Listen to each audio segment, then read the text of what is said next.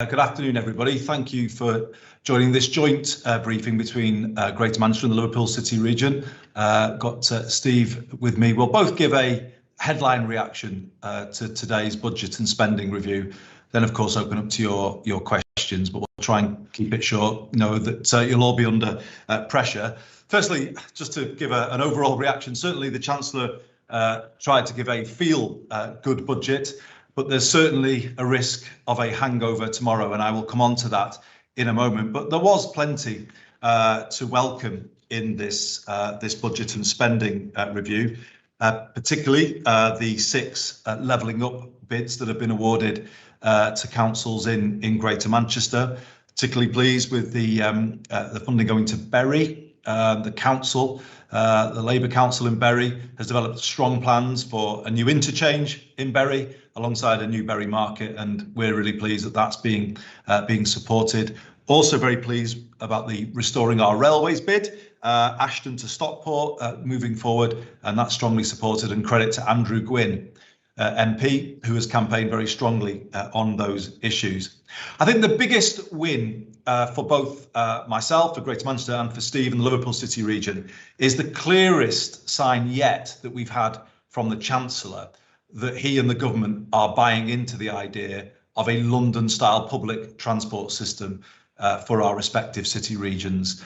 We've made a really strong case, as you know, about that. So to hear him use that phrase, London style, we felt was a big step forward. Now, that has got to mean London level fares. For us, that's what will define whether or not Greater Manchester and the Liverpool City region are to get a London style public transport system. And we've both put in bids now to get that extra funding to be able to lower fares and increase the frequency of services. We weren't expecting to hear today, but we hope very much now that the Chancellor will follow through and not just provide the infrastructure funding, but that other pot of funding to increase the frequency of services and critically reduce fares. So that felt like good news. It was less encouraging on rail. And of course, if you go back to the original Northern Powerhouse, we were promised that increased connectivity between the northern cities. And even this Prime Minister, in his first speech in Manchester, promised that new line that would go from Liverpool through Manchester to Leeds via Bradford. That is what we believe we've been repeatedly promised.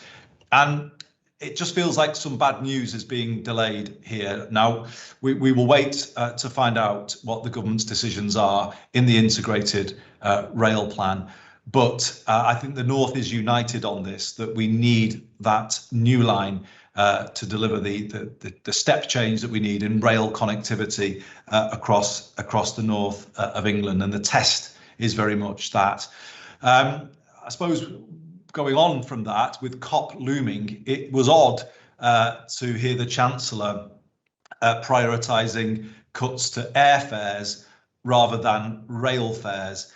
And while we can see the benefits for regional airports, there is something seriously wrong here with the economics of transport in our country when it costs less to catch a plane than it does to catch a train, or when it costs less for 3 people to get a taxi than it does to get a bus. You know that the economics of this are all wrong, particularly as we look to the COP. So there does have to be drastic change, I believe, to the financing of public transport, such that buses and trains become much more affordable to people than they currently are.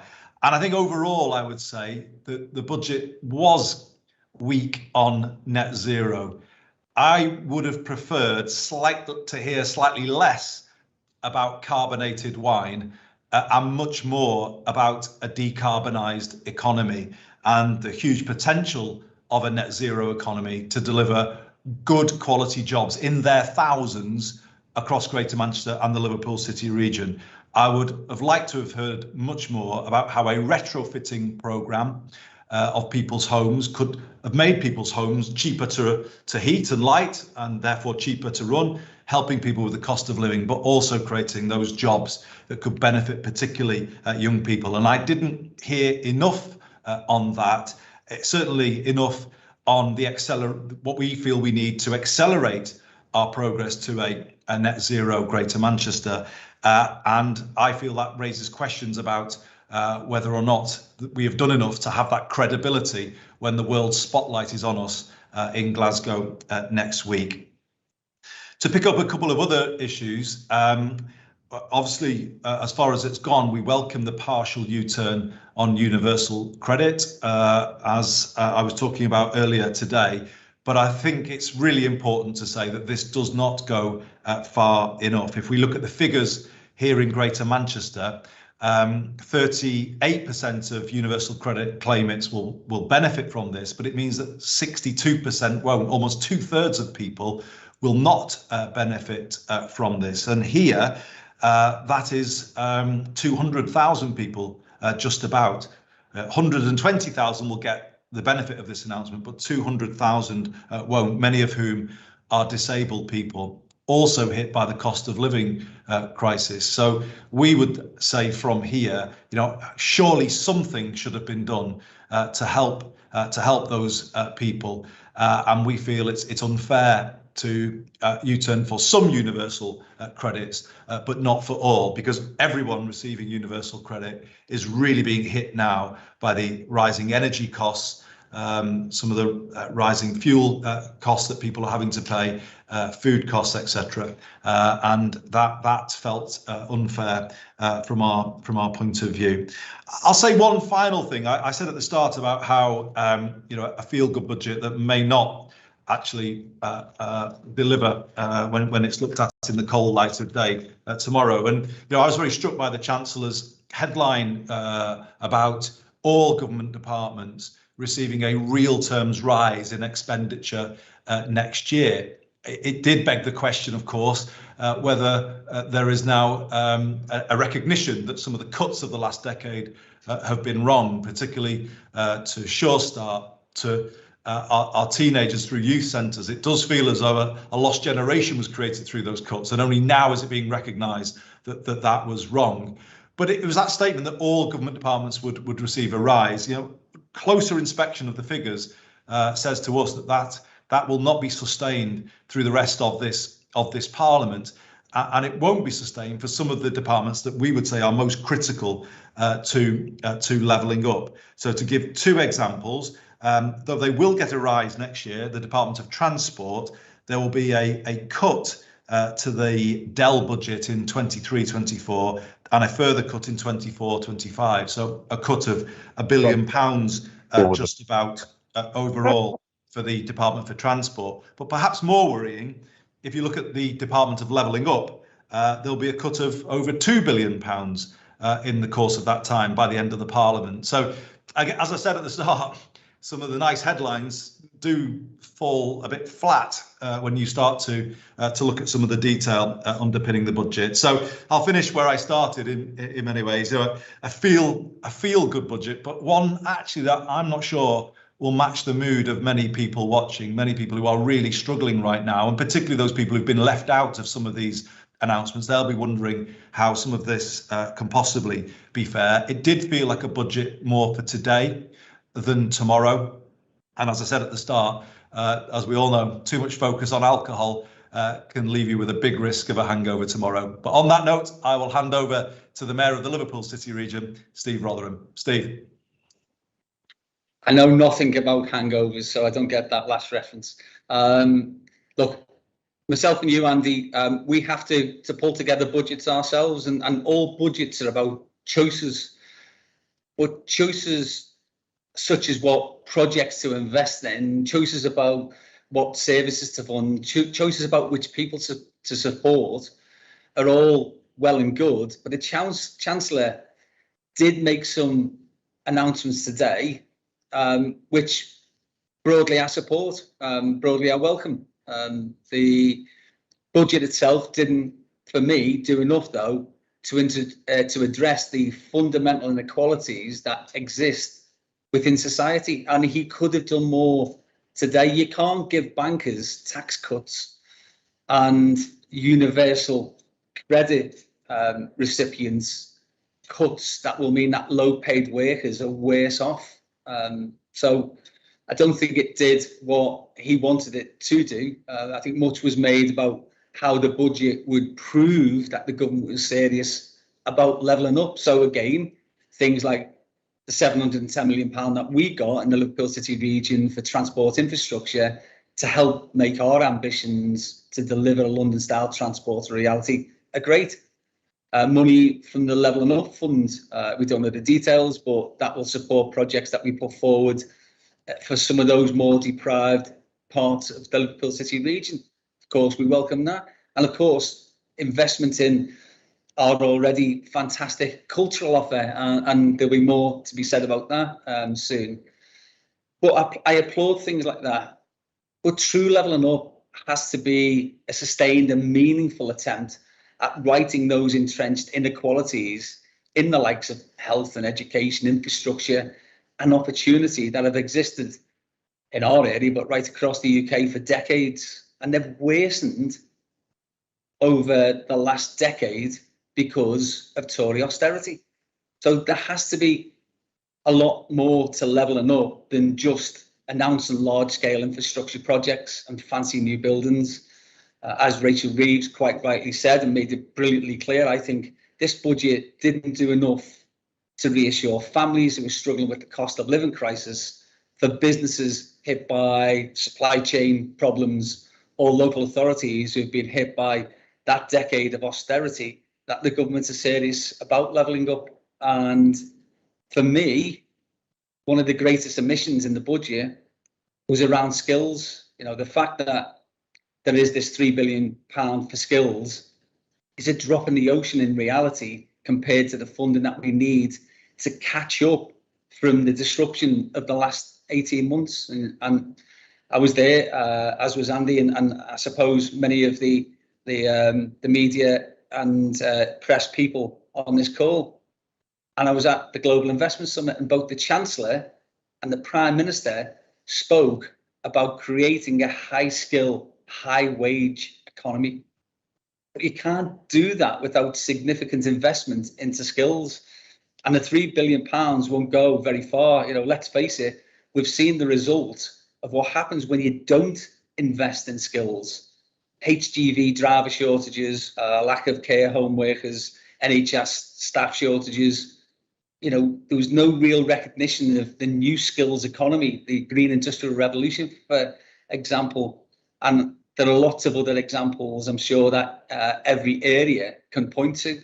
So I think Rishi Sunak likes to point at shiny projects, but the measures that he's announced today will only cast gloom over the prospects of millions of people across the whole country.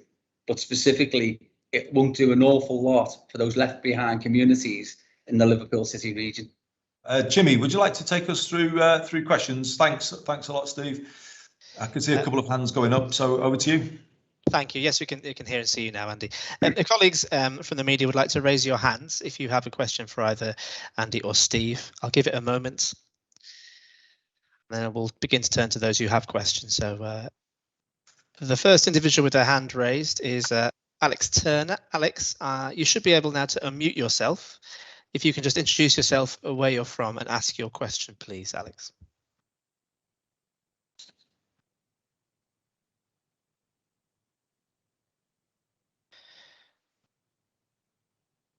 Are you able to unmute yourself, Alex? Yeah, sorry, my reception cut out for a minute. My question is, how can the region capitalise on the opportunities from the R&D tax relief changes and the plans to incentivise UK-based R&D? Well, shall I pick up that, and then Steve will want to say something. We have seen an increase in R&D spend by Greater Manchester-based businesses in the last 5 years, so that's a positive story already to build on, Alex. But there is some concern that R&D spend actually has been reined back a bit from what we were expecting. So we're just looking at the details of that. Some of the growth spending in R&D doesn't appear to have come through in the figures in the small print. So We have obviously made a big pitch for what we call Innovation GM, and we're hoping to proceed with that, but there is a concern that the funding may not be there at the level that we were hoping for. I can't give you more than that at this stage, but that was the initial reaction from my team. We'll probably be able to provide more details later on. But Steve, I don't know if you wanted to pick that up. It's right, isn't it, that we need to invest more in R&D. There's nobody who's going to push back against the government for announcing something that has been really problematic over many years, because the more that we put into those sort of things, the more we can get spin-out benefits. And we've seen this just in our own area. I had something called the Future Innovation Fund. We invested into those sort of innovative types of businesses, and we've seen an immediate return on that. And UK PLC could benefit hugely from looking at areas like Daresbury, for instance, which is in Halton in the Liverpool City region, and other initiatives. Liverpool City Council are working on something called The Hill, and they've got Liverpool School of Tropical Medicine, for instance. So there's massive benefits that will see a return to the Treasury as well. Thank you, Steve, and thank you, Alex, for your question. The next colleague with their hand up is Jen Williams. Jen, you should be able to unmute yourself now. If you could do that and introduce yourself and ask your question and tell us where you're from. Thank you. Hi, it's Jen Williams at the Manchester Evening News. It was a question for both of you. Andy, you mentioned at the beginning about the integrated rail plan and the noises certainly that we've been hearing are not particularly optimistic about what might be in it. I wondered how worried you are that we are going to be shortchanged, considering the number of promises that have been made. And I know this affects Liverpool too, so the same question to Steve.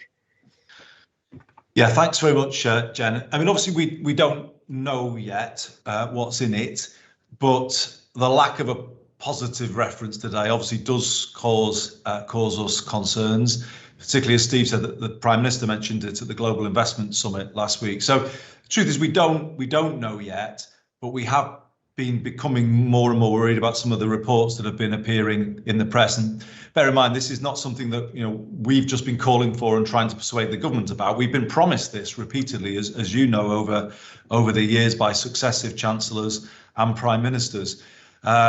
We think it has to mean a new line, and a new line via Bradford. And we're all united about that. The point we've always made is, why should the North be forced to choose, between intracity transport or intercity, or east-west or north-south? It shouldn't be the case that we're forced to choose. And I don't think that is the way you build a northern powerhouse. I noticed that phrase was missing from the budget speech today. But it doesn't mean that those promises can be unmade, because those were the promises that were very clear and were repeated by this Prime Minister. So, we hear that there's still debates going on within government, but the position of the north of England, I think, is it is united on this particular issue.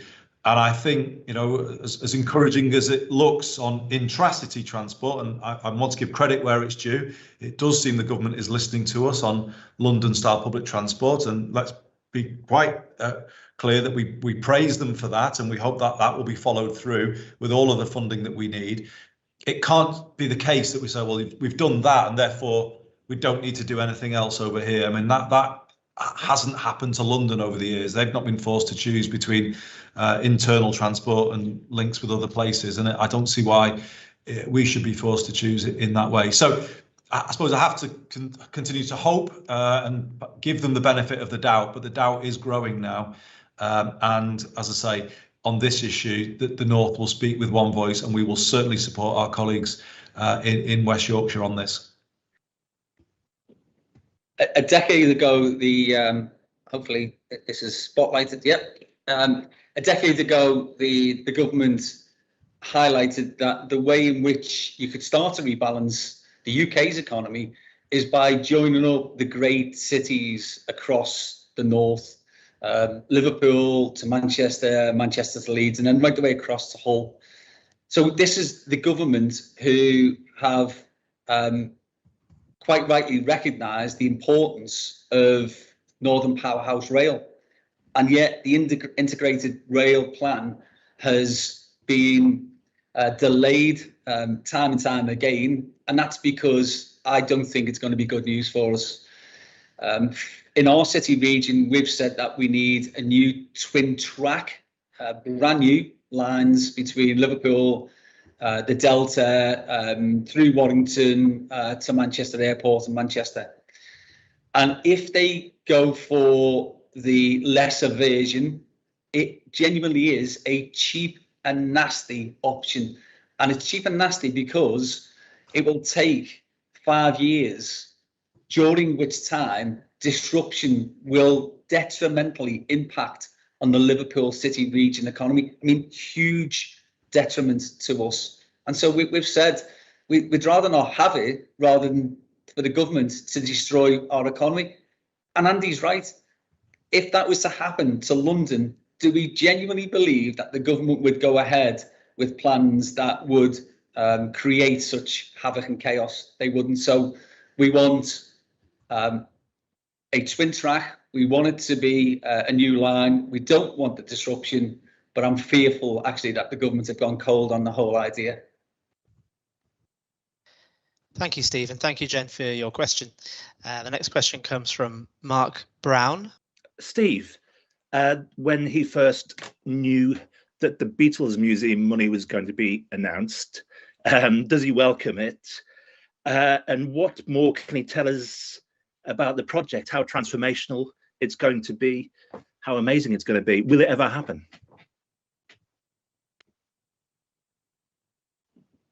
I'm not sure this is spotlighted yet. Here we go. What a great question, but what to say? Okay, look, we've been working on something for 3 years now, and I've spoken to people within government, and it's not a museum. It is an immersive experience that we want to do something that really does capitalise, just like the government invested in Stratford upon Avon for the Shakespeare stuff, you know, the Globe and that. We think that the Beatles are a huge global attraction for the UK, and we should have something of significance in the Liverpool city region. And so that's what we've been working on. And to get this £2 million will help us to develop plans alongside Liverpool City Council, by the way, who we're working in partnership with. But it'll help us to develop the plans further. But we want something other than just looking at old artifacts. You know, John Lennon's underpants in a glass case. We want something really that people will be attracted to.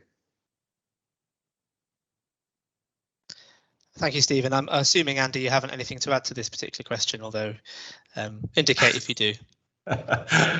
No, I think I'm okay. Thanks, Jimmy. Thank you, Mark, for your question. Just a moment then, if any other colleagues have questions, to raise your hand at this point, please. Otherwise, we can bring this to a close, but do raise your hand now if you have a question.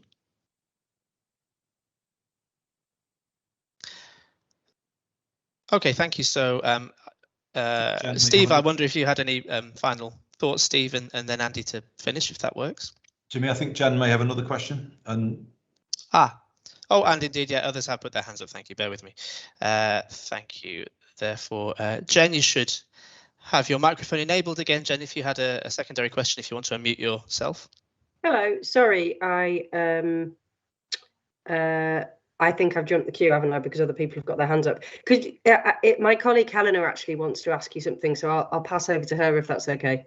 Right. Thank you, Jen. Thanks. Come back to you. In which case, Helena, you should be able now to unmute yourself and then ask your question. Also introduce where you're from, please. Hi, it's Helena. I cover health for the Manchester Evening News. Obviously, you've spoken a lot today about the sort of inequalities between Manchester and London on transport. In terms of rules on COVID that a lot of people are worried about coming into force in the winter, obviously, Andy, you've come out are quite strongly against any kind of lockdown. Are you concerned at all that London will take a decision to enforce a kind of nationalised lockdown? And if so, what would the impact on the economy up here be, as far as you see it? Thanks, Helena. So, you know, we're still recovering actually from the effects of the lockdowns last year, and I would take a huge amount of persuading that any form of lockdown would be justified given where we now are with the effectiveness of the vaccination programme. Obviously, it does depend on people receiving their boosters and people continuing to get vaccinated. But, you know, we would not at this point, given where the figures are, want to see any return to lockdown. That said, I am on record as saying, I think Steve's in the same place, as saying the case is still clear for face coverings on public transport. So sensible things that can and we would say should be done, particularly ahead of the winter, are the things that we should be looking at now. But I mean, I don't think, given where we are, that we would want to see certainly no return to regional lockdown. And you know, I find it hard to see how anything stronger could be justified given where we are now. Given the obviously the winter that's ahead of us, you know, we'll have to see how things develop, and health comes first. But you know, looking at the latest figures for Greater Manchester, the numbers in hospital are not. You know, the figures are stable. I think it's pretty fair to say. And even though we've seen a rise in cases, that hasn't been replicated in hospitalisation, although the level is still too high. But I think, you know, we're much more in the space of wanting to see, you know, more delivery of the vaccination programme, the booster programme. We welcome the opening up of the booking system to 12 to 15-year-olds. Obviously, we'd encourage more parents to take advantage of that. But I don't think it's going to help to get back into debates about lockdowns, given where we are. Obviously, but all of these things will need to be kept under review. But we would say take sensible steps now on face coverings in enclosed spaces, particularly public transport. That actually is a protection against even getting back into the space where lockdowns are even considered. Thank you, Andy. And that was the last question, in fact, because Helena's question was the same as the one that Joan was going to ask. So if you have any final thoughts, Andy, to make at this point, and then Steve. Just a quick one, Jimmy, just to thank everybody for attending. Appreciate it's a busy day for you all. So I think on behalf of Steve and myself, we both like to thank you for that. You know, it's a mixed position, I guess. There's some things to welcome in the budget, some things that we're worried about, as you've heard, but particularly, you know, those 200,000 people on universal credit who get nothing from this budget. Those people living in Greater Manchester, I think Steve's got over 100,000 people in the same position, many of them disabled people. You know, what are they to make of this budget? You know, I don't want to get back into the world that we were in. You know, some of the Osborne reforms and the austerity it's been recognised today that it was wrong. You know, that you know, the cuts to Sure Start, the cuts to youth services. There's a clear recognition today that some of that is wrong. But we don't want to get back to this language of some people deserve support, strivers, and some people don't deserve support. And we had that in the last decade, and it would have been good not to have that kind of language. But this reform, I think, will leave a lot of people feeling, well, why? Who is speaking for me? Why is nobody saying I need help as well? Because the cost of living crisis is hitting me. So what you've heard from Steve and from me today, we are speaking up for those people who are perhaps struggling the most in Greater Manchester and the Liverpool City region. You know, they need a voice. We will always be a voice for them. If not the full £20, something should have been done to recognise the position that they are in today. And we think it's very disappointing that it hasn't been done. But thank you for tuning in, everybody. Steve, I don't know if there's anything else you'd like to say in conclusion. No, just to support that, Andy, fine. OK, thanks a lot, everybody. See you again soon. Cheers.